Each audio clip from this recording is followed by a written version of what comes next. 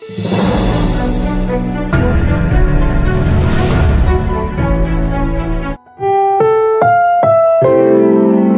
programang ito ay rated SPG. Striktong patnubay at gabay ng magulang ang kailangan. Maaaring may masiselang tema, lengguwahe, karahasan, sexual, horror o droga na hindi angkop sa Welcome back mga ka-Episode Plus at narito ang mga dapat nating abangan dito nga lang sa Abot Kamay na Pangarap, kung saan natuklasan na nga ng tuluyan nga nito ni Giselle ang paglalantad nga ng dati nga niyang karelasyon na si Eric, at ito nga na ipinakilala na nga niya ang kanilang anak.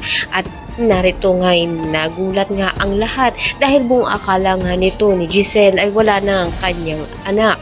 Dito na nga rin pinagtapat nga nito na sinabi niya nga sa kanyang ama na wala na nga raw siyang inang kinikilala dahil matagal niya na nga itong binaon sa limot.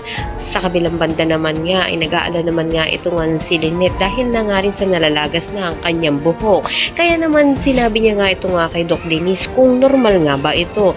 Dito na nga rin magkakaroon nga ng pag-iibang bansa muna ito nga si Lynette at Annalyn upang sa gayon nga maipasyal naman muna nga niya ang kanyang ina, subalit naroon din nga itong si Moira.